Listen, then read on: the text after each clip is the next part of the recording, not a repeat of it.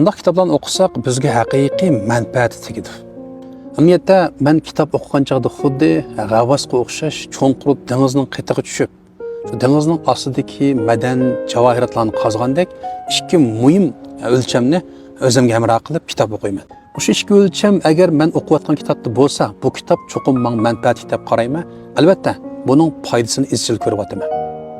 Niyat biz o'qigan kitoblarda hargiz uchur, bilim, yangiliklardan sirt eng muhim bo'lgani ikki o'lchamni o'zimizga hamroh qilsak, mencha o'qigan kitobimiz, sarf qilgan vaqt, zehn, iqtisodimiz hassalab unum berdi deb o'ylayman. Birinchisi, ommabop. Bu deganimiz kitobda bizga tavsiya qilgan usullar, ideyalar har qanday odam, har qanday jamiyat va millat irqqa mos keladigan bo'lishi. Ikkinchi bo'lib, umrlik, ya'ni abadiylik.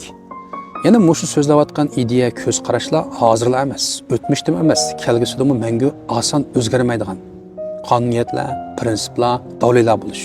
Demak, biz o'qigan har bir kitobdan agar shundaq har qanday bir odamlar bo'lsa, inson tabiatini o'lcham qilgan ideya tadbirlar bo'lsa, ikkinchi bo'lib bu ideya tadbirlar vaqtning o'tishiga ergishib, davrning taraqqiyotiga ergishib, oson o'zgarmasa, qachonlar ishlatsak unumini ko'radigan qonuniyatlar bo'lsa, bu kitob biz uchun intayin manfaatli, unumli kitob bo'ladi.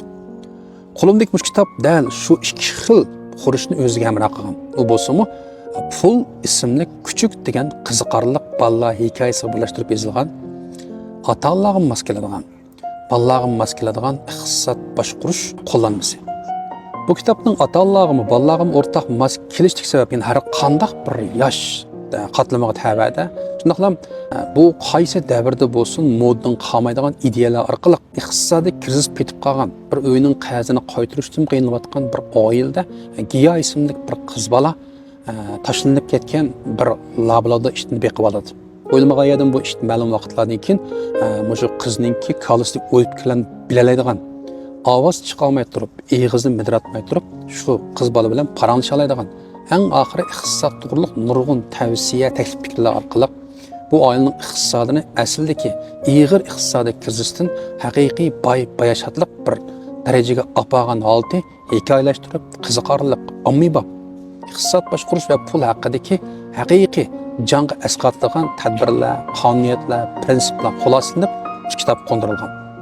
Vaqtingiz qolsa, cho'qim shu kitobni bolangiz bilan ta'til vaqtidan foydalanib birga o'qib chiqing. Buni bolalar tushuna oladi, ota-onalar tushuna oladi.